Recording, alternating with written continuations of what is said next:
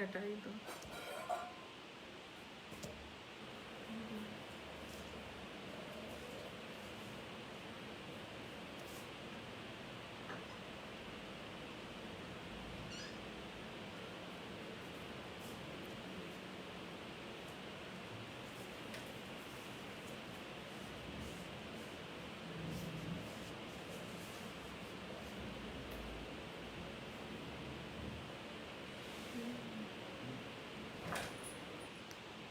आप सभी को मेरा नमस्कार, आदाब और सलाम। मैं बहुत खुश हूँ कि आज मेरी दोनों किताबों के ऊपर मैं बात करने जा रही हूँ जो मज़दूरों से कनेक्टेड है। और गौरव का मैं बहुत ज़्यादा, जिसे कहते हैं, बहुत अच्छा लगा जो उन्होंने नाम दिया है ज़ीरो रोड के ऊपर कागज़ की नाव। दरअसल निचोड़ यही है कि न ज़ीरो रोड कहीं पहुंचती है और ज़ीरो रोड पे शोषित और शोषणकर्ता दोनों आमने सामने खड़े हो जाते हैं और कागज़ की नाव भी कुछ दूर चल के डूब जाती है। तो आप जब भी कहें गौरव, मैं अपनी बात शुरू करूंगी।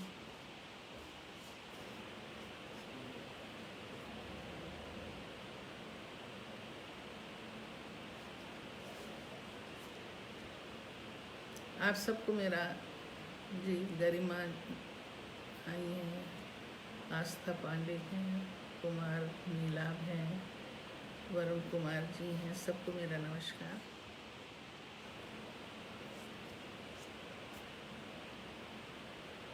फिरोज़ भी हैं। फिरोज़ कैसे हैं आप? संजय मिश्र जी हैं, यादव जी हैं, प्रणाम।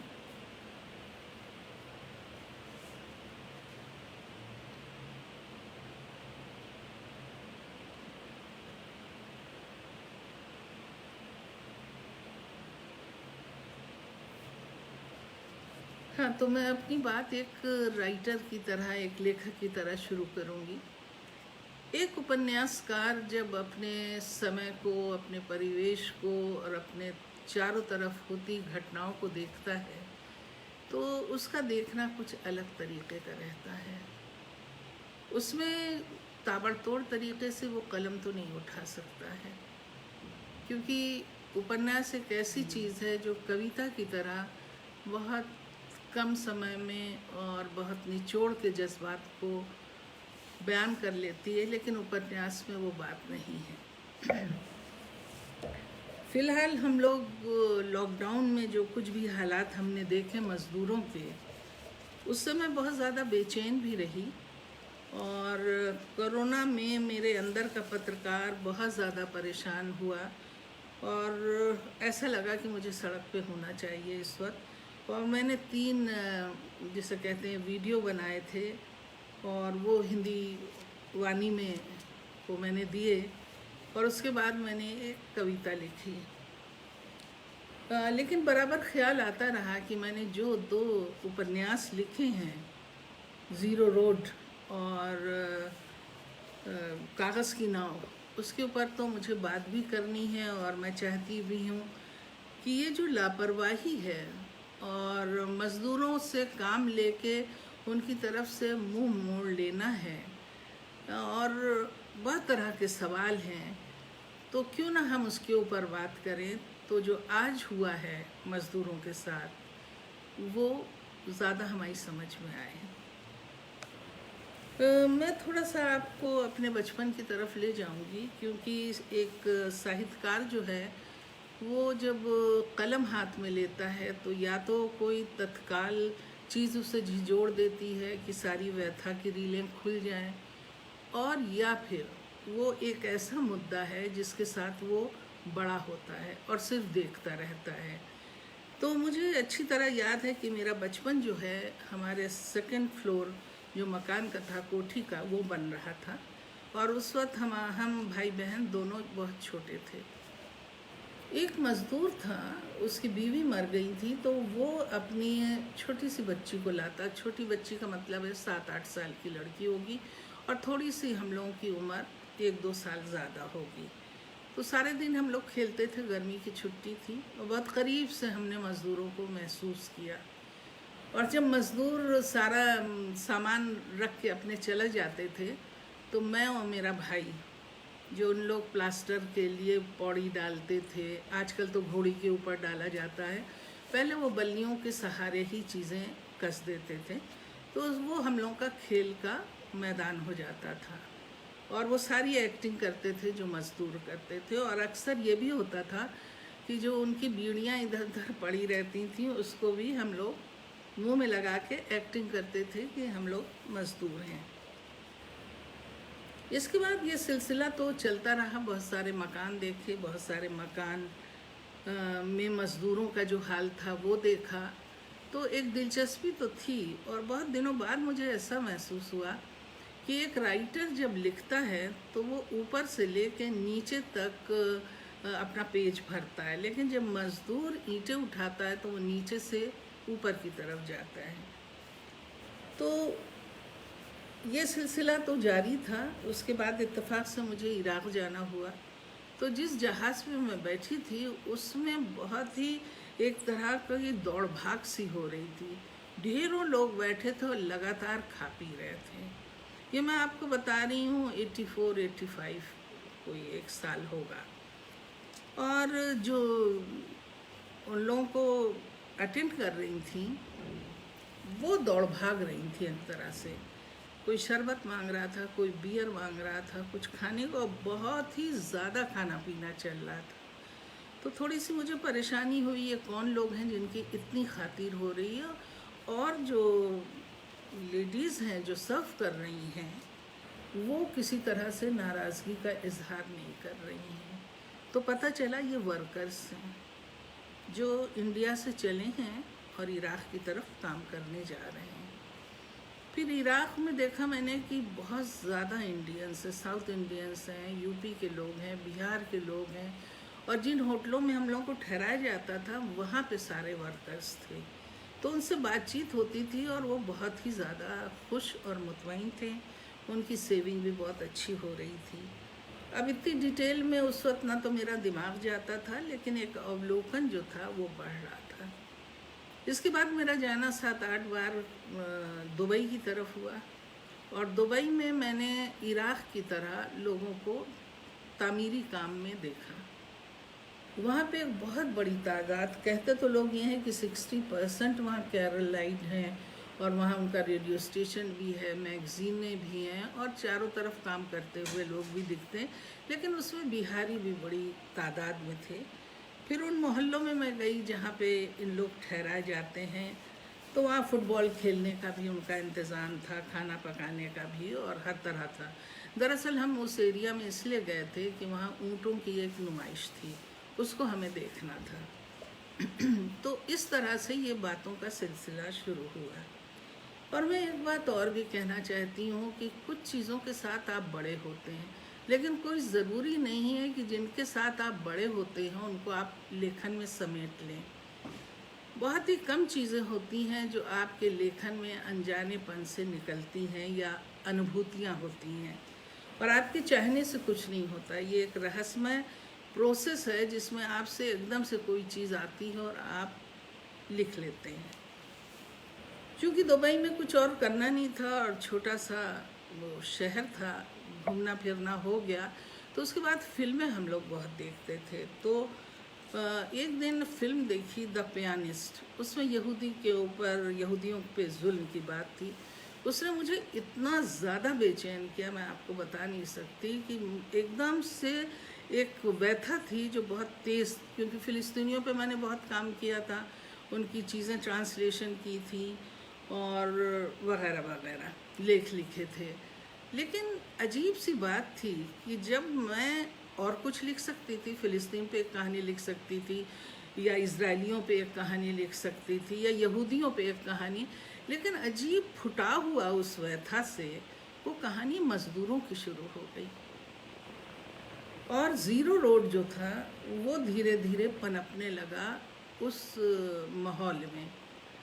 अच्छा, उस माहौल में ऐसी अजीब अजीब बातें मुझे महसूस भी हुई और सुनने को बहुत मिली। और जो आज मैं कहने जा रही हूँ, जिन लोगों ने नॉवेल पढ़ा उनके लिए तो कोई नई बात नहीं होगी, लेकिन जिन्होंने नहीं पढ़ा है उनको मैं बताना चाहती हूँ कि आज जो भी मज़दूरों ने सहा, दरअसल वो उनके हिस्सा ही है। वो हर जगह अजीब तरीके से सहते हैं। तो दुबई में दो तरह के मज़दूरों को मैंने देखा है। एक तो जो बड़ी बड़ी कंपनियों में, चाहे वो इंडियन कंपनी हो चाहे फॉरेन कंपनी हो, और बाकायदा अनुबंध के साथ जो है वो रहते हैं। बड़ी अच्छी उनको मजदूरी मिलती है, खाने पीने का बहुत आराम है, रहन सहन का आराम है। लेकिन एक और मज़दूर हैं जो बिहार से जाते हैं और दूसरे इंटीरियर इंडिया से जाते हैं, जिनको हमारे ही लोग, इंडियंस लोग, बहुत लुभावना जिसे कहते हैं ख्वाब दिखाते हैं कि आपको इतनी बड़ी नौकरी मिलेगी, इतनी सेविंग होगी, चलिए। और वो कर्ज़ा ले लेते हैं 1-2 लाख का जो उनको देना होता हैगा वीज़ा लेने के लिए। और उसके बाद वो कभी कभी छोटे मोटे खेत भी बेच देते हैं, कभी वो सारे जेवर भी बेच देते हैं। गरज की इस तरह के सिलसिले से वो ले जाए जाते हैं।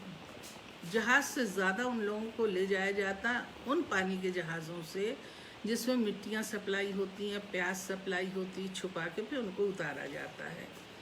और उसके बाद वहाँ का कायदा है कि आपको एक वर्किंग परमिट मिलता है, वही चलता है। लेकिन जो आपका पासपोर्ट है, अगर आप फॉरेनर हैं तो वो जमा कर लेती है कंपनी। अब देखिए हमारे मज़दूरों का ये हाल है कि एम्बेसी को पता नहीं है कि इंडियन मज़दूर इतने बिखर चुके हैं गैर कानूनी तरीके से। वहाँ की सरकार लगातार स्क्रूटनी करती है कि हमारे यहाँ गैर कानूनी कोई चीज़ न रहे। और दुबई में ये है कि आप काम कीजिए, बिजनेस कीजिए और पॉलिटिक्स ना कीजिए, और कोई डिस्टर्बेंस वहाँ ना कीजिए। और तकरीबन वहाँ मज़दूर 100 कंट्री के मज़दूर समझिए कि पूरे में जमा हैं। और जिस सड़क पे निकलिए आपको 2 लोग अपनी हम मुल्क के मिल जाएंगे। अब उसमें होता ये है कि वो जब परेशानी होती है, थोड़े दिनों बाद ये आदमी जिसने अपनी झूठी कंपनी की और इंडिया से लोगों को ले गया और छोड़ दिया और उनका वर्किंग परमिट बन गया, तो ठीक है वो काम करते रहे। अब वो कंपनी गायब हो गई, वो आदमी भी गायब हो गया। अब ढूंढते रहेंगे परेशानी में कि कौन सी नौकरी आप दे रहे थे, क्या कर रहे थे, तो कहीं कोई पता नहीं। अब हेल्प भी तो एम्बेसी कैसे कर सकती है? वो तो खुद ही शर्मिंदा हो जाएगी कि ये गैर कानूनी इंडियंस कहाँ से आए। अब देखिए उन्हीं परेशान लोगों में मेरा जो कैरेक्टर है वो उभर के आता है। वो इलाहाबाद के चक इलाके से उठता है और वो एमए पास है। लेकिन उस ज़माने में बाबरी मस्जिद के बाद जो फसाद और मंदिर और मस्जिद का झगड़ा था, उसमें सभी जगह के हालात जो थे वो बहुत ज़्यादा मायूसकुन भी हो रहे थे और आतंक से भरे हुए भी थे। उसमें एक लड़के की डेथ हो जाती है और वहाँ पे जो हमारा हीरो है वो एक्चुअली सिद्धार्थ जो हैं वो वहाँ पे बैठे मिल जाते हैं और पकड़ धकड़ होती है। तो उनके वालिद बड़े परेशान हो जाते हैं कि अब इसको नौकरी नहीं मिलेगी, जबकि सिद्धार्थ का कोई हाथ ना किसी फसाद में रहा है ना इस तरह की बातों में। वो तो खुद ही परेशान है कि नौकरी मिलती है कि नहीं मिलती। अब जो सिद्धार्थ है वो सही रिप्रेजेंटेटिव हमारे मुल्क के बेकार लड़कों का, जिनको बहुत अच्छी नौकरी नहीं मिल रही है। देखिए ये हमने 2006 और 2005 में नॉवेल लिखना शुरू किया और उस वक्त की इसमें फ़िज़ा है जो कि बदली नहीं है बल्कि बदतर हो गई है। और सिद्धार्थ जब वहाँ जाके उतरते हैं तो उनको लेबरर का काम करना पड़ता है, उनको कोई भी कंपनी में मैनेजर की नौकरी नहीं है। और जिन साहब ने उनको भेजा है, उनके दोस्त, पिताजी के दोस्त हैं, उन्होंने इस उम्मीद पे इनका काम कराया था कि तुम जाओगे और तुम्हारी तरफ से मैं 2 लाख रुपया इस कंपनी को दे रहा हूँ, तुम लोगों को नहीं देना पड़ेगा, कि वहाँ जाके तुम मंदिर बनवाने का माहौल पैदा करो। ये सब काम तो सिद्धार्थ क्या करता, लेकिन सिद्धार्थ एकदम बौखला गया। और सिद्धार्थ के बहाने मैंने बहुत सारे सवाल जो हैं वो उठाए हैं, और इतने सवाल उठाए हैं मैंने क्योंकि मैं ये कहानी जो है वो इलाहाबाद से शुरू होती है, जो कि कहा जाता है कि बड़ा सोया हुआ रिटायर जो है वो शहर है, और सीधे जाता है वो दुबई।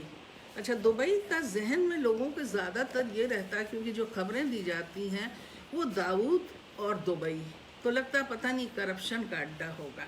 लेकिन जब आप जाते हैं तो फेरी टेल की तरह उसकी इमारतें और दूसरी तरह का ह्यूमन टच है, जो मैं बहुत कम वक्त है जिसकी डिटेल में मैं नहीं जाऊंगी, लेकिन एक ह्यूमन टच है। बहुत दिनों तक मुझे यही यकीन नहीं आया कि शहर की प्लानिंग अंग्रेज़ों ने की है।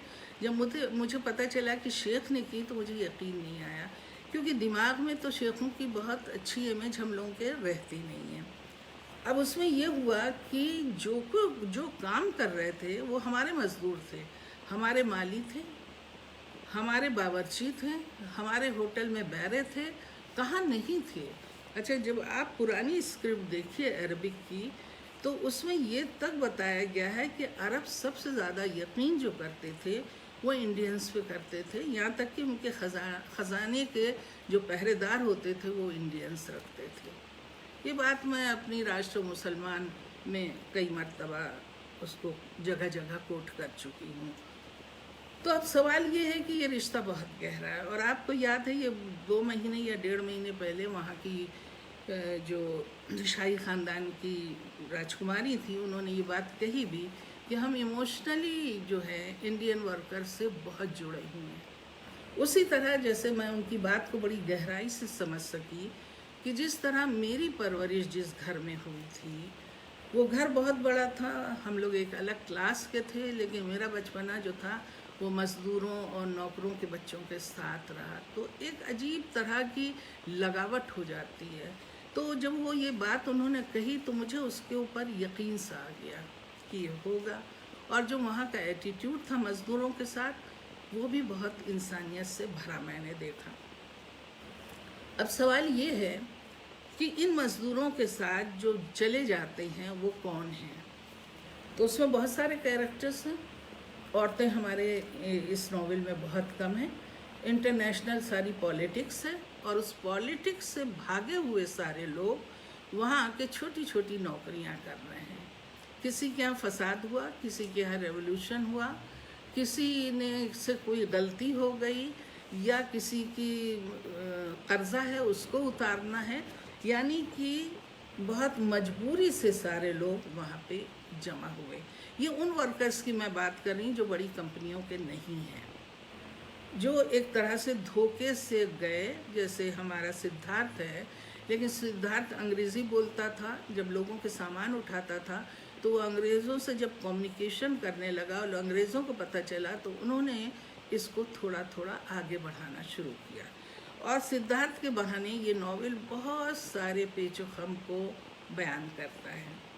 एक चीज़ और भी है, जो दुबई है वहाँ पे एक चीज़ बड़ी खूबसूरत है कि हमारे रेगिस्तान की जो कश्ती है वो ऊँट है, और जो गाफ का पेड़ है वो उनका नेशनल पेड़ है, और ठीक हमारे यहाँ की ये जो कीकर है, बबूल है, कुछ इसका मिक्सचर है, और वो पतवार है।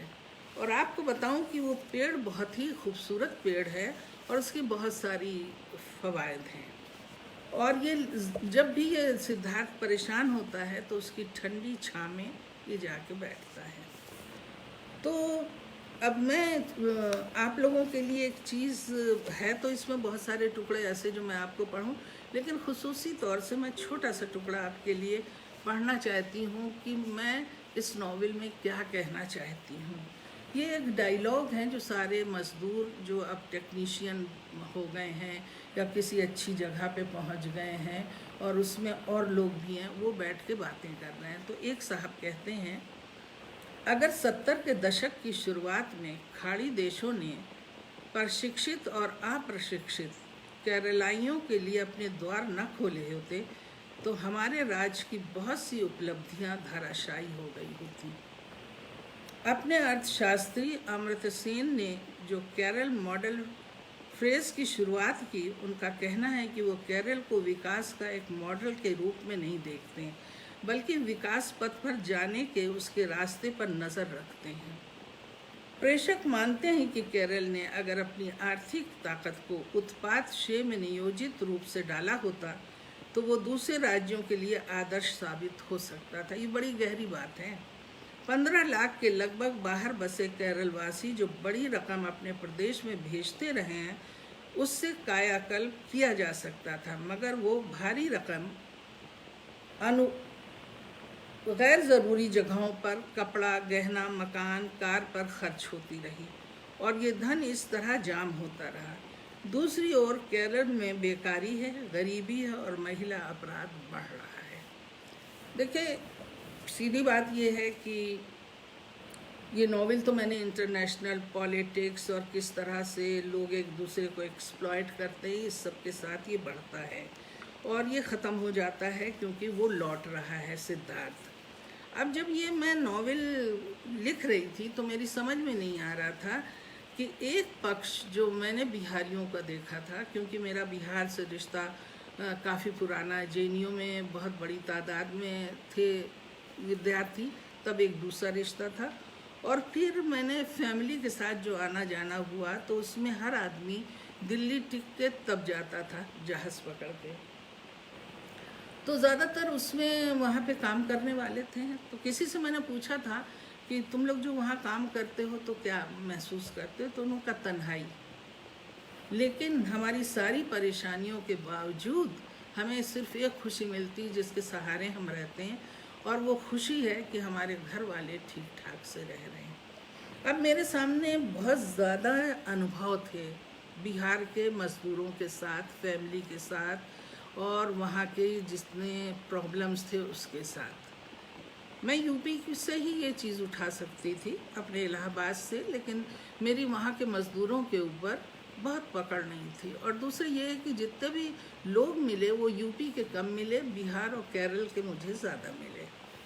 तो अब सवाल ये था कि मैं सिर्फ मर्दों की दास्तान लिखूं या उनके ख़ानदान की भी दास्तान लिखूं इसमें, क्योंकि ऑलरेडी ज़ीरो रोड में मैंने एक पक्ष इलाहाबाद का लिया है, चक मोहल्ले का, और एक लिया है दुबई का।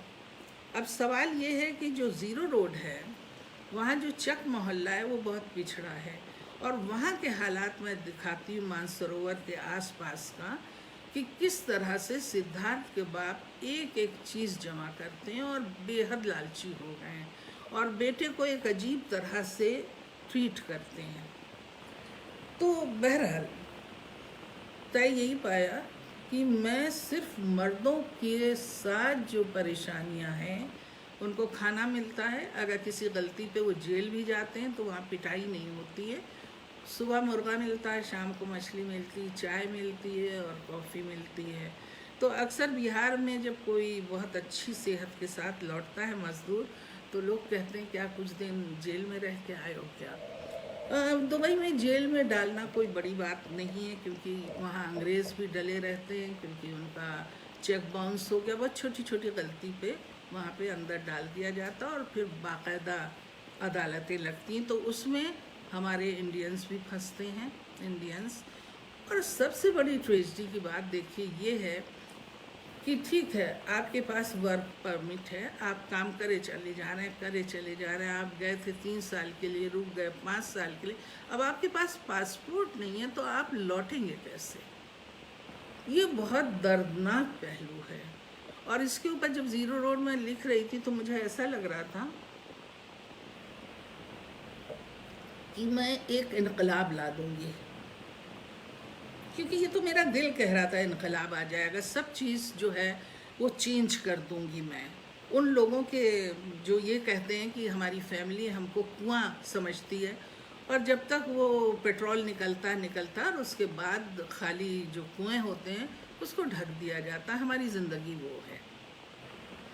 उन लोगों से भी मुझे हमदर्दी थी कि जो कमाते थे और सारी चीज़ें लाते थे और जब उनके यहाँ बेकारी आ जाती थी, उनका कॉन्ट्रैक्ट ख़त्म हो जाता था तो वही चीज़ें बिकना शुरू हो जाती, तो फिर वही फाका मस्ती और वही बेकारी। तो सवाल ये है कि इस तरह से हम लोग अपने को कैसे जटते हैं और कैसे हम मज़दूरों के साथ ट्रीट करते हैं, कितना धोखाधड़ी करते हैं। लेकिन बहरहाल ज़ीरो रोड पढ़ ही गई और एक ही साल में इसके 2 वो भी निकल आए, संस्करण भी।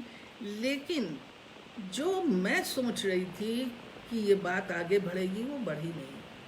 उसकी वजह ये है, देखिए, लेखक कुछ भी लिख दे, तब्दीली तो पाठक लाएगा ना, पाठक इसको आगे ले जाएगा। पहले हमारे राजनेता हमारी किताबें पढ़ा करते थे, खुद किताबें लिखते थे, लेकिन अब ऐसा कोई कम्युनिकेशन नहीं है। मैंने कई मरतबा कोशिश की कि मैं लेबर मिनिस्ट्री जाऊं, लेबर मिनिस्टर से बात करूं और ये रखूं कि भाई इसको पढ़िए। बहुत मेरा दिल चाहा था कि मैं शेख को किसी तरह एक टुकड़ा अरबिक में करा के भेजूं कि ये हो क्या रहा है, इस पर कुछ तो कीजिए। लेकिन मुझे हर जगह बहुत ही ज़्यादा उदासीनता दिखी और ये लगा कि मैं किस तरह की बात कर रही हूँ। मज़दूर क्या है भाई, मज़दूरी हम दे देते हैं, बात ख़त्म। यहाँ पे भी ये है कि लोग ठेकेदार से शोषित होते हैं सिर्फ एक वजह से कि ठेकेदार जो है उनको लगातार काम देता है। अगर वो अपनी दहाड़ी के लालच में पड़ते हैं और प्राइवेटली काम करते हैं तो फिर उनको फाका करते हैं, आज काम मिला कल काम नहीं मिला। तो इन सब चीज़ों की तरफ हमारी गवर्नमेंट, हमारा सिस्टम क्यों नहीं देखता है? अच्छा, सबकी आंखों में धूल पड़ी हुई थी और ये मज़दूर तबके की तरफ देखता कौन? और क्या दिलचस्पी है देखने के, हर तबके में आप घुस के कहाँ तक आप देख सकते हैं। लेकिन सवाल तो ये है कि जब इतने लाखों मज़दूर बाहर निकल आए तो सारे लोग घनघना गए कि ये हुआ क्या भाई, ये कहाँ से लोग आ गए, इनकी भूख को कैसे मिटाया जाए। और हमारे यहाँ कोई इंतज़ाम ही नहीं था कि ऐसे लोगों को 3 वक्त खाना दिया जाए और हमारे मुल्क में इतनी भूखमरी होगी, इस तरह से लोग परेशान होंगे मज़दूर, ये तो सोचा ही नहीं गया था। ना लॉकडाउन का अनाउंसमेंट के बाद सोचा गया, ना फैक्ट्री वालों ने सोचा, ना मुस्तकिल जो नौकरी वाले थे उनके लिए सोचा गया। सबको कहा गया बस आप जाइए। कहाँ जाइए भाई? तो वो अपने घर ही की तरफ तो जाएंगे, कमाने ही तो निकले थे। अगर हमारे खेत खलियान और गांव में काम मिले, प्रोपेगेंडा ना हो, काम मिले, उसका डेवलपमेंट हो, तो बड़े शहरों की तरफ किस लिए आएंगे? वो इंटेलेक्चुअल्स तो हैं नहीं, वो डॉक्टर्स तो हैं नहीं, वो इंजीनियर तो हैं नहीं कि बेहतर ज़िंदगी के लिए वो अपने वतन को छोड़ के बाहर चले जाते हैं।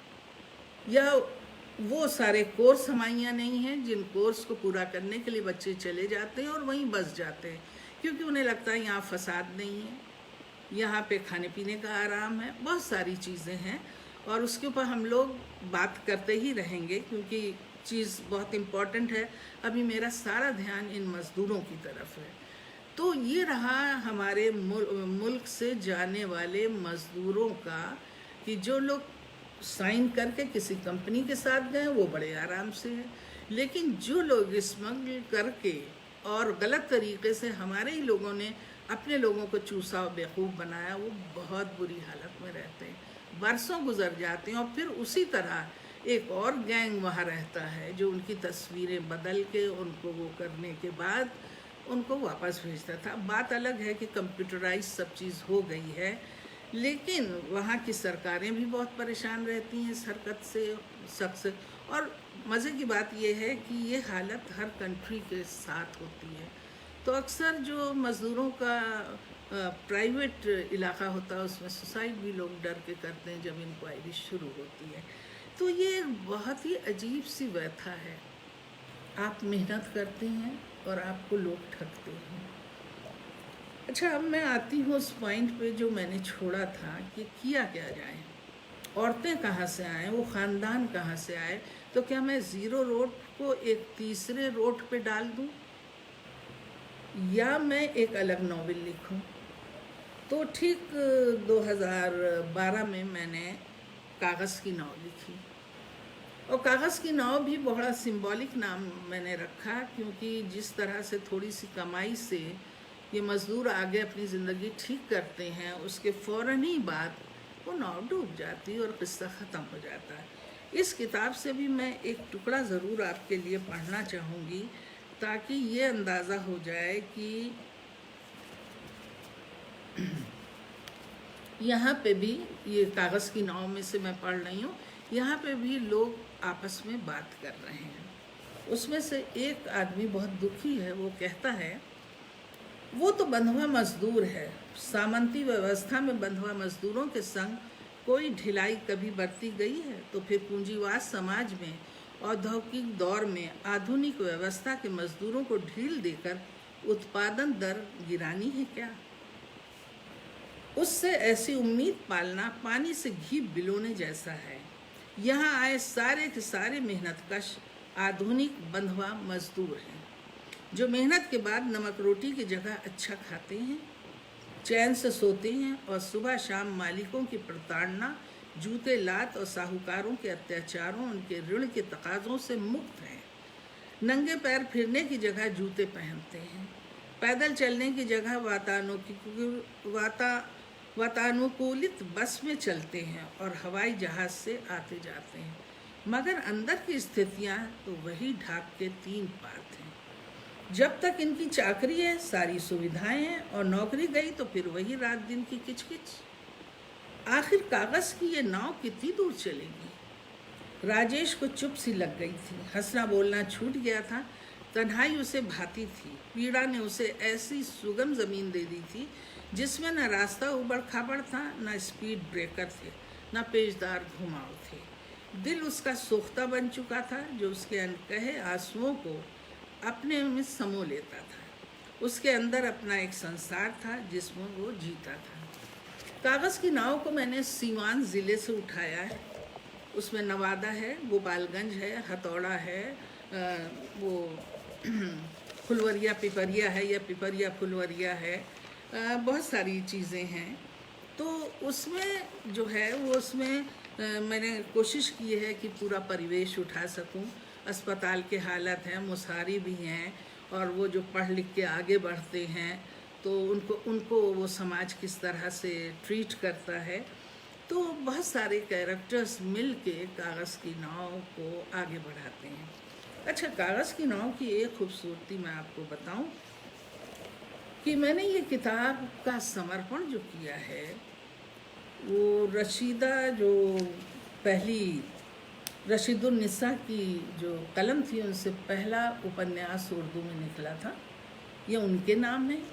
और एक दूसरा नाम है अमरनाथ झा का, जो बिहार से थे और इलाहाबाद यूनिवर्सिटी में वाइस चांसलर रह चुके थे, जो संस्कृत के बहुत ज़्यादा पंडित थे और वो मेरे वालिद के बहुत गहरे दोस्त थे। मैंने तो वालिद की भी कुछ छवियाँ मेरे जहन में हैं, तो अमरनाथ झा नहीं, लेकिन जब घर में और बाहर जिक्र होता था तो अमरनाथ झा का जिक्र आता था। तो मैंने ये किताब उनको दी। और यहाँ कांति झा का कैरेक्टर जो है वो मैंने एक टीचर की तरह उभारा है कि वो टीचर कैसा होना चाहिए। तो टीचर है, एक समस्या ये है, इसमें स्त्री विमर्श वालों को भी कुछ मसाला मिल जाएगा, क्योंकि मलका नूर हैं इसमें, जिनसे वादा किया जाता है कि उनको पढ़ने की इजाज़त दी जाएगी, लेकिन उनका शौहर कमाने चला जाता है। और जो बिहार के इंटीरियर के गांव की हालत होती है कि बुज़ुर्ग जो है वो दरवाजे पे लेटे रहते हैं, आप अंदर बाहर नहीं जा सकते, और यहाँ तक कि घर में अगर किसी चीज़ की कमी है तो आप इंतज़ार कीजिए कि वो कोई ला के देगा, घर की बहू नहीं जाएगी। और इधर उधर है, वही एक समाज है, तो उसकी अपनी मजबूरियाँ और अपनी परेशानियाँ हैं। तो वो सारे किरदार मैंने इसमें उठाए कि किस तरह से वो लड़की रिवोल्ट करती है, रिवोल्ट करके वो घर छोड़ देती है, और एक अजीब तरह की जिसे कहते हैं परेशानी है। और शौहर जब लौटता है तो वो खुद भी उसको ढूंढता है, और मिलता है तो वो कहती मैं वापस नहीं जाऊंगी। और आखिर में होता ये है कि उसके जो जेठ होते हैं वो ज़रा ज़्यादा ही पुराने ख्याल के होते हैं, वो डिक्लेयर डाइंग कर देते हैं और इसका मर्डर हो जाता है। तो ये बहुत सारी परतदार बातें उसमें हैं। भोजपुरी के डायलॉग्स भी हैं इसमें हैं। थोड़ा मुझे परेशानी हुई भोजपुरी के डायलॉग्स लिखने में, क्योंकि हिंदी को में फिर अब भोजपुरी जो मज़ा था उसको लाने के लिए मेरे लिए बहुत ज़रूरी था। एक कैरेक्टर जो है, क्योंकि मैंने जाना कि बिहार के समाज में कपड़ों की बड़ी अहमियत है। लेन देन में सारे दिन औरतें चादरें वो करती रहती हैं कि लड़की की शादी होगी तो सबको चादरें, तकिया, गिलाफ, पंखे, ये वो। तो बहुत सारी दिलचस्प टुकड़े भी इसमें हैं। और सबसे बड़ी बात ये है कि जो मैंने छठ पूजा को बहुत अच्छी तरह से इसमें उभारा है। और छठ पूजा में एक बच्चा गायब हो जाता है किसी और घर की तलाश में, और उसको लोग उठा ले जाते हैं। और जो टुकड़ा मैंने पढ़ा है वो उसके बाप का है, जो छटपटाता है लेकिन वापस नहीं लौट पाता है। तो ये एक अजीब सा दर्द है कि आपका बच्चा गायब हो गया है और पूरा ख़ानदान कोहराम में डूबा हुआ है, और आप वापस आके अपने बच्चों के खोजने में नहीं है। दूसरा समाज ये है बिहार का कि पैसे बहुत आ रहे हैं, कम वक्त में आए या ज़्यादा वक्त में आए। उसमें ये हो जाता है कि बहुत देखा देखी होती है, और बिजली आपके यहाँ नहीं है लेकिन एसी आप लगा लेते हैं। बिजली पूरे वक्त नहीं आती है लेकिन किचन आपका जो है वो एकदम मेंटेन्ड है, वहाँ जूसर भी होगा, वहाँ टोस्टर भी होगा। और कभी कभी शौहर जो है वो पैसे जमा करता है कि आके मैं बिज़नेस करूँगा, और देखता है कि वो तो सब ताम झाम में है।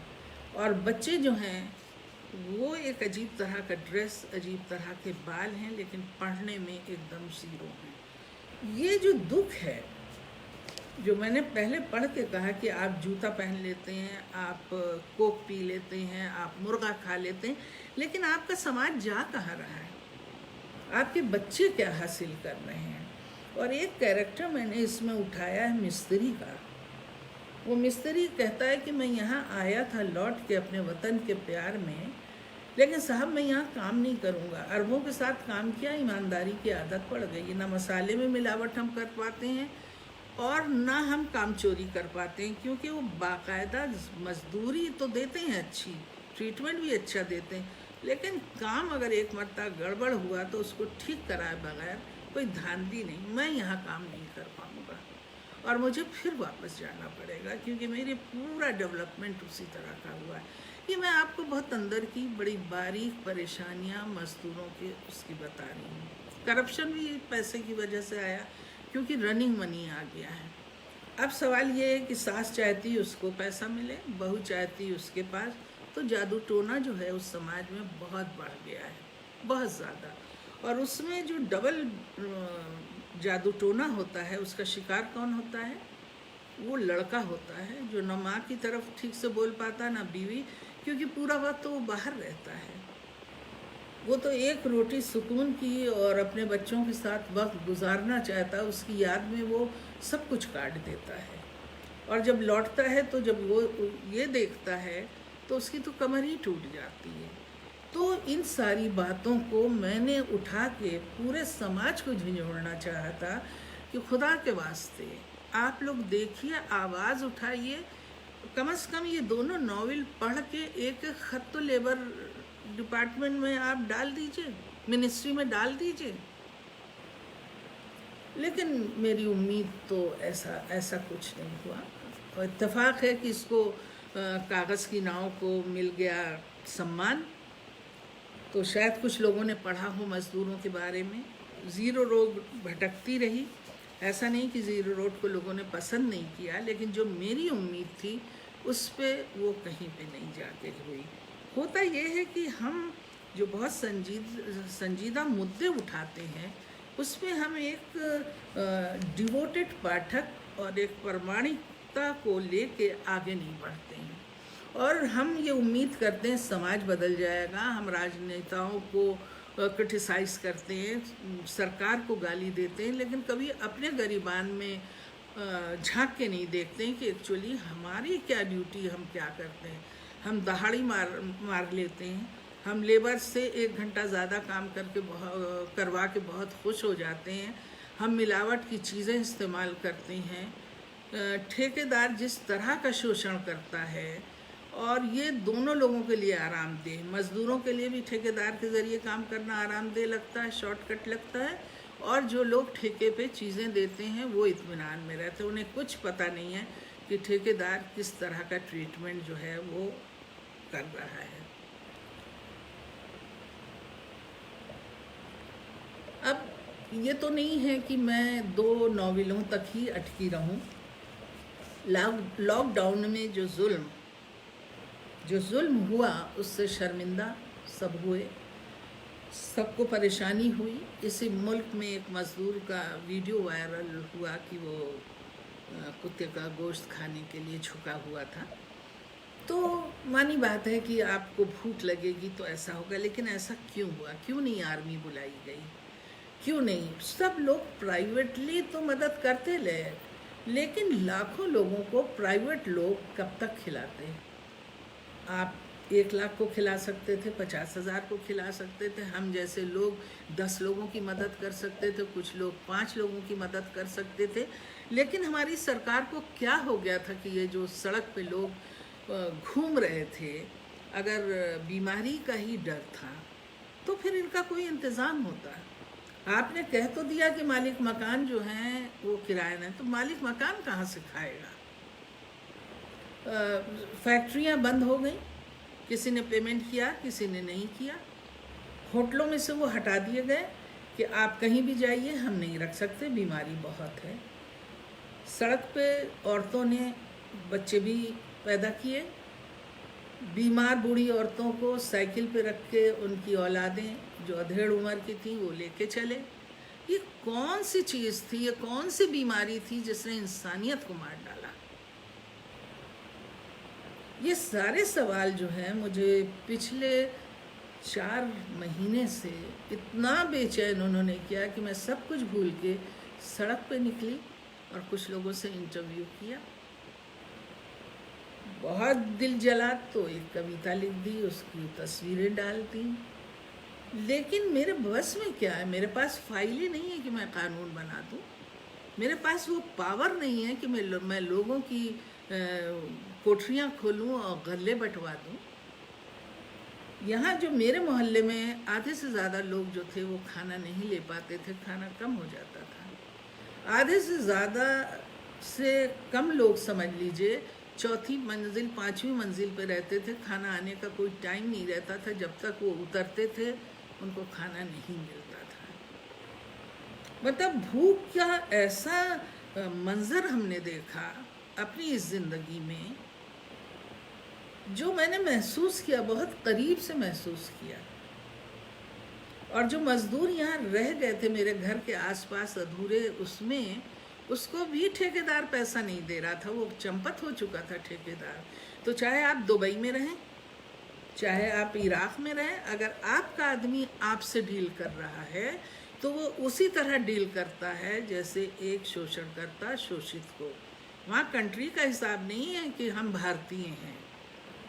उस वक्त तो राष्ट्रगान भी बड़ी अच्छी तरह गाया जाएगा, अखंडता का भी पाठ पढ़ाया जाएगा, लेकिन जब दिल खोलने की बात आती है तो ये तो साबित हो गया कि हमारी सरकार के पास कोई भी इंतज़ाम नहीं था भूखों को खाना खिलाने का, उनको शेल्टर में रखने का। और उसमें पुलिस भी बहुत परेशान थी, उसके ऊपर प्रेशर था, ऑर्डर था कि जो बाहर निकले उसको ठोक के अंदर कर दो। 2 कमरे 10 लोग, 10 में से 6 लोग रात को आते हैं, जब घर 4 लोग समेट देते हैं तो वो सुकून से आते हैं और पैर फैला के सोते हैं। इन छोटे घरों में कितनी हिंसा पनपी है, कितने मनमुटाव हुए हैं और कितनी आबादी बढ़ेगी इसका अंदाज़ा नहीं है लोगों को। मतलब ये किस किस्म का है कि अपने ही लोगों के ऊपर हमने जुल्म किया। मज़दूर तो हमको दिख गए, लेकिन जो घर के अंदर काम करने वाले थे उन्होंने कितना सहा। देखिए 1 महीने तक मैं भी बड़ी एहतियात बरतती रही। उसके बाद जब मेरी खाना पकाने वाली आई तो उसने कहा मैं क्या करूं, मैं पागल हो जाऊंगी। तो 1 मिनट को मैं थर्रा गई कि ये आई क्यों, क्योंकि मेरे लिए परेशानी नहीं, मेरे आसपास मेरी फैमिली के लिए परेशानी हो सकती है। बहुत देर तक मैं टेंशन में रही। एक तरफ इंसानियत है, एक तरफ हिफाजत है। हिफाजत को आप नकार नहीं सकते। मुझे ऐसा लगा कि मैं हिफाजत के साथ इसको एंट्री दे दूँ, क्योंकि वो पैसा मुफ्त में मैं कब तक देती और वो मुफ्त में कब तक पैसा लेती।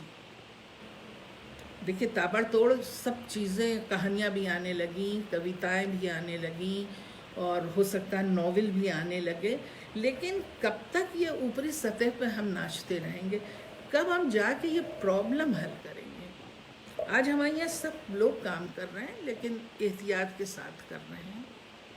और हमारे मोहल्ले में भी बहुत, शमशान घाट में बहुत सारी लाशें आती हैं, पेट्रोल डाल के ही जल्द से जल्द उनको ख़त्म किया जाता है। मुसलमान जो हैं वो जल रहे हैं, हिंदू दफन हो रहे हैं। एक अजीब तरीके से इस बीमारी को हवा बना के इंसानियत को बहुत पीछे डाल दिया गया है। तो मैं जिन लोगों के आसपास हूँ वो बड़े लोग नहीं हैं, क्योंकि बचपन से मेरी नज़र हमेशा हाशिए पे पड़े लोगों की दिलचस्पी रही है उसमें मेरी। तो मैं उन्हीं को देखती हूँ, उन्हीं की बातें करती हूँ।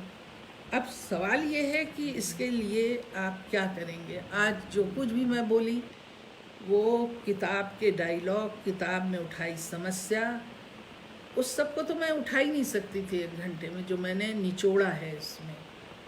आप भूल जाएंगे, आप नहीं पढ़ेंगे इसको, आप कोई भी नोटिस इसका नहीं लेंगे, क्योंकि बहुत सारे प्रॉब्लम है। एक मजदूरी तो प्रॉब्लम नहीं है, आपको खुद रोज़ाना कमाना, रोज़ाना खाना है, और अब तो बेकारी बढ़ रही है। आपके सामने प्रॉब्लम ही प्रॉब्लम है। ठीक है, बच्चों को राहत मिल गई, उनको इम्तिहान के बगैर ही चलिए पास कर दिया गया, लेकिन इस तरह का शॉर्टकट जिस समाज में आ जाए, वो मैं मानती हूँ कि इस बीमारी ने पूरी दुनिया को एक कर दिया। लेकिन क्या हर मुल्क में मनमुटाव भी है? लोग भूखे भी क्या मर रहे हैं? सरकार क्या कर रही है? और जो पैसे वाले लोग हैं वो क्या कर रहे हैं? उनके पैसे जो दान में आ रहे हैं वो क्या कर रहे हैं? अगर आप इन सब चीज़ों को देखिए तो लगता है कि हम लोगों को तो बीमारी से ज़्यादा दूसरी चीज़ें मेंटली परेशान किए हुए हैं। तो ये सारी चीज़ें जो हैं इन 2 नॉवेलों में हैं, और मैं चाहती हूँ कि आप लोग इस बात पे जोर दें, क्योंकि जब छटनी वहाँ पे हुई थी, जो लोग बड़े आराम से थे, जिनके बच्चे मेडिकल पढ़ रहे थे, इंजीनियरिंग पढ़ रहे थे, वो लोग घर बैठ गए, क्योंकि छटनी में वो सारे लोग तकनीशियन वापस आ गए मिडिल ईस्ट से। मिडिल ईस्ट में गए हुए मजदूर ये भी कहते हैं कि हम पढ़े लिखे थे, हम वहाँ गए, हमने मजदूरी की, लेकिन अगर हम बिहार में रह जाते तो या तो हम गुंडे बन जाते, या लुटेरे बन जाते, या पॉलिटिकली उसमें हम इन्वॉल्व हो जाते, या 1-2 कत्ल में इन्वॉल्व हो जाते। हम बहुत सारे करप्शन से बच गए और थोड़ा बहुत हमने कमा लिया। तो मेरी आप लोगों से सबसे इस्तदुआ है कि आप इस नॉवेल और मौजूदा मज़दूरों के हालात को देखिए, और ये देखिए कि आप कौन सी मदद उनके प्रॉब्लम में कर सकते हैं। तो अभी मेरे पास कितना टाइम है मैं नहीं कह सकती कितना है, 11:50 है, 10 मिनट है। अब मैंने जो है जी वो सुनो मज़दूर कविता सुनाने के लिए हमारे फ़िरोज़ कह रहे हैं, तो मैं अभी सुनाती हूँ, क्योंकि उसमें भी मैंने कुछ उनसे इल्तिजा की। मेरे पीछे डायरी है, दे दो इधर, तो है। और इसमें ये समय तो देखिए दुखद है ही है, हम बहुत शर्मिंदा भी हो रहे हैं इन सारी चीज़ों से, बहुत ही शर्मिंदा हैं। मैं अभी वो डायरी ढूंढवाती हूँ, मैंने कहीं रख दिया है, तो मैं अभी सुनाती हूँ, निकालो ज़रा ये। गौरव ने उसका नाम थोड़ा बदल दिया है, उसका जो वो था सुनो मज़दूरों का, उन्होंने शायद आप लोगों को शेयर भी की है। मैंने इसका टाइटल दिया था लॉकडाउन में पद यात्रा। एक गांधी जी ने पद यात्रा की थी। अब आलम ये है कि लोग अपने घरों को, जब कहा गया था लोग अपने अपने घरों में कैद रहें, तो मजदूर तो अपने घर ही में जाके कैद रहेंगे, उस सड़क पे कहाँ रहेंगे। तो देखिए, मैं कोई कवि नहीं हूँ, लेकिन बहरहाल व्यथा का एक रंग है जो मैंने पीड़ा महसूस की। सुनो मजदूरों, मेरी बचपन की यादों में तुम्हारी ये तस्वीर न थी। तब बांस और बल्लियों के भारा पर तुम्हें सुपरमैन की तरह चढ़ते उतरते देखा था। सीमेंट बालू के ढेर को आटे की तरह फावड़े से गूंथते देखा था। शाम ढले नारंगी लपटों पर खाना पकाते देखा था। पूछा था, क्या पकाते हो? जवाब मिला था, दाल का दूल्हा। सुनकर हम हंसी से लोटपोट हुए थे।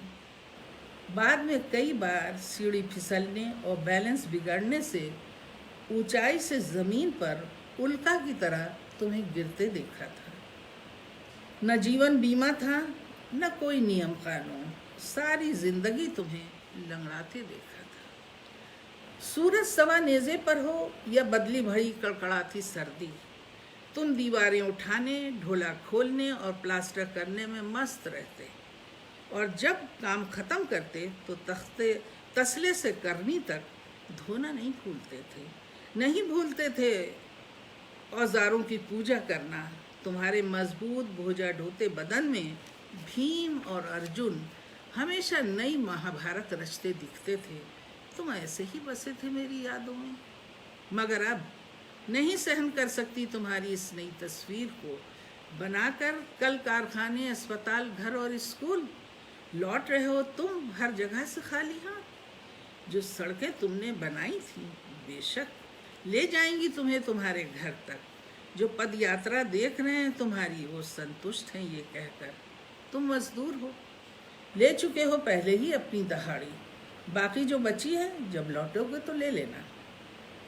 रिश्ता क्या है तुमसे इस कोरोना के लॉकडाउन में? मौत का भय जब कुतर रहा है इंसानियत को, तो ऐसी महामारी में तुम्हारे लिए नहीं कुर्बान कर सकते औरों को। अपनी महत्वाकांक्षाओं के चलते वो सब लोग लगा बैठे हैं ताले अपनी तिजोरियों में। सुनो मजदूर, मत लौटना यहाँ, फिर फंसोगे यहाँ इसी तरह। सपनों के जिस बोरे को कंधों पर लाद यहाँ चले आए थे कमाने, सपनों के उन्हीं चीथड़ों से हो सके तो संवारो अपने गांव और कस्बों। लेकिन मुझे पता है तुम लौटोगे नहीं तो खाओगे क्या? तो फिर सुनो मजदूरों, अगर तुम लौटे इस बार तो एक नए इरादे से लौटना, नई शर्तों का अनुबंध साथ लाना, जो फिर तुम्हें मीलों भूखा न चलवाए, छोड़ न दे तुम्हें लावारिस और झाड़ ले हाथ अपना। ऐसी आपदाओं में अपनी मेहनत को हरगिज गिरवी न रखना इस बार, बल्कि ये एहसास दिलाना कि तुम हो उनकी योजनाओं को स्वीकार करने वाले मजदूर योद्धा। तुम हो उत्पादन और निर्माण के कलपुर्जे, जिसके बिना नहीं चल सकता रोजमर्रा का भौतिक जीवन एक भी कदम। ये है एक छोटी सी का इजहार जिसे कहते हैं। तो देखिए, इसमें तो सवाल ये है कि जब मैंने कुइयाँ जान लिखी थी तो मैंने तमाम अपनी किताबें भेजी थी और ये किया था कि मैं आपसे मिलना चाहती हूँ, पानी प्रॉब्लम पे बात करना चाहती हूँ, नदियों को मत जोड़िए, पैसा मत फेंकिए, ये सब बातें की थी। यहाँ तक कि मैं कलाम साहब से मिली थी, अपने राष्ट्रपति से भी, और कहा था आप भी उस योजना में प्लीज़ ये ना काम कीजिए, नेचर से मत टकराइए। इत्तेफाक देखिए, लॉकडाउन हो गया और गंगा की हालत सुधर गई, बहुत चीज़ों सुधर गई, क्योंकि नेचर को सांस लेने का मौका मिला और नेचर ने फिर अपना भी थप्पड़ मारा है कि होश में आओ तुम लोग। लेकिन कोई होश में नहीं आ रहा है। मुझे अफसोस इस बात का है कि इतना ज़्यादा डरे सब लोग हैं अपनी ज़िंदगी के लिए, लेकिन जिस इंसानियत को सामने लाना था वो इंसानियत तो और दूर होती जा रही है। मैंने तो कुत्तों तक को भूखा मरते देखा है, क्योंकि जब लोग अंदर बंद होंगे तो कुत्तों को कौन खाना देगा। ठीक है, कुछ इलाकों में निकले लोग, उन्होंने चिड़ियों को दिया, कुत्तों को दिया, ये किया, लेकिन चिड़ियों को इसलिए मैं कहूँगी कि चिड़ियाँ तो फिर भी चुग लेती थी, लेकिन जैसे सुअर हैं, गाय हैं, इन लोगों को मैंने बहुत बुरी हालत में देखा है। तो हमारी इंसानियत कहाँ गई? मौत क्यों डरा रही? मरना तो हम लोगों को है ना भाई, कुछ करके मरिए। अब आप हर एक को उस तरह से, हम एहतियात सिर्फ 2 तरह से चीज़ों से कर रहे हैं, लेकिन हॉस्पिटल जाते हैं वहाँ चीज़ें नहीं मिल रही हैं, दवाएं हैं वो प्रॉपर तरीके से नहीं मिल रही, आप ऑनलाइन खाना मंगाते हैं तो वो सड़ा मिल रहा है, लोग मिठाई घर में लाते हैं तो उसमें कीड़े कर रहे हैं। तो एक्चुअली हमारा किरदार गया कहाँ हिंदुस्तानी? हम कौन हैं दरअसल? ये तो बात साबित हो गया कि हम लोग कौन हैं। इस लॉकडाउन ने हमको हमारा चेहरा दिखा दिया। जो हम बहुत बड़ी बड़ी बात करते हैं, अहिंसा की करते हैं, हमदर्दी की करते हैं, और ये कहते हैं कि हम अखंडता, विभिन्नता और हर तरह के हैं, हम कुछ भी नहीं हैं। मुट्ठी भर लोग जो पहले संभाले थे समाज को, वो आज भी संभाले हुए हैं, लेकिन जो लापरवाह लोग हैं वो तो और लापरवाह हो रहे हैं। क्या तब्दीली उनमें आई है? क्या ईरान का जो शोषण हुआ अमेरिका में, या अमेरिका ने जिन लोगों का शोषण किया इतने बुरे वक्त में, क्या उससे नेकी हो पाई कि उन सब शोषित लोगों की चीज़ों को माफ़ कर दे? या हमारे मुल्क में ये सब चीज़ हुआ कि जिस कानूनों से लोगों को दुख पहुंचा है उसको ना करें। ये बहुत ही कठिन समय है, शर्मिंदगी का समय है, आँख ना मिलाने का समय है। तो ये मैं कहना चाहती थी, मैंने आप लोगों से कहा। और देखिए आगे मैं क्या करती हूँ, और ये आप लोगों के ऊपर है कि लेखक की चीज़ें पढ़ें, उनको डिस्कस करें, उन्हें आगे बढ़ाएं और झिझोड़ें, राजनेताओं को झिझोड़ें। देखिए जो मिस्र थी, वहाँ पे एक नॉवेल आई थी, उसको वहाँ के राष्ट्रपति ने पढ़ा और अपने को बहुत बदला। अब मैं फिर पंडित नेहरू या कांग्रेस की तरफ आती हूँ। वहाँ के लोग जो थे बाहर से पीएचडी थे, बाहर के पढ़े थे, इंडिया के पढ़े थे, गांव में तालाब को तैर के पार करके हमारे प्राइम मिनिस्टर पढ़े थे, लेकिन हमारे में एका था। और जिनका हमने जिक्र किया है, अमरनाथ झा साहब, उनके लिए कहा जाता था कि जब उनको कोई काम मेरे वालिद से पड़ता था तो मेरे वालिद को एज अ प्रोफेसर उनके डिपार्टमेंट से नहीं बुलाते थे। अमरनाथ झा वाइस चांसलर खुद चल के उनके कमरे में जाके बात करते थे। वो उर्दू के पंडित थे, ये संस्कृत के पंडित थे, एक दूसरे की इज्जत करते थे। वो सारा मेरे खून में है। मैं उस चाहत से समाज को जब देखती हूँ तो बहुत नाउम्मीद हो जाती हूँ। पंडित नेहरू के लिए कहा जाता था, अगर मेरे वालिद का फ़ोन आ जाता था तो वो मीटिंग छोड़ के वहाँ होल्ड करके जाके सुनते थे।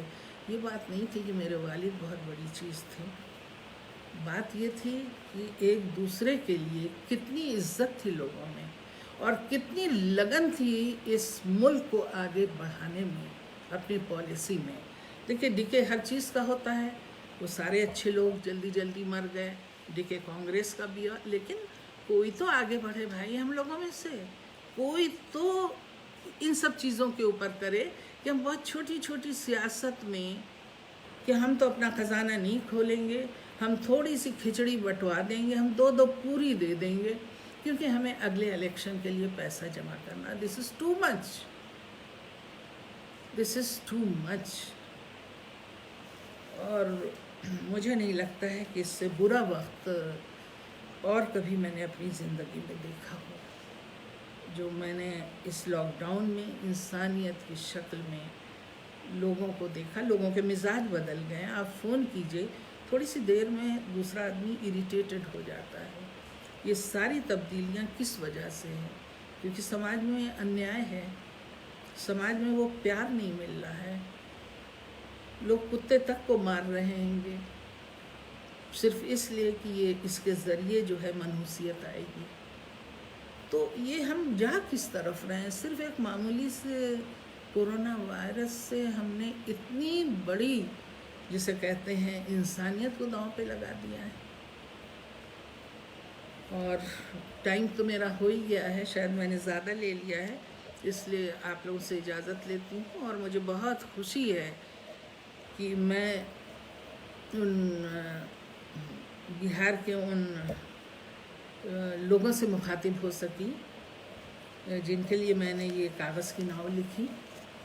और बस देखिए फिर कब मुलाकात होती। नमस्कार।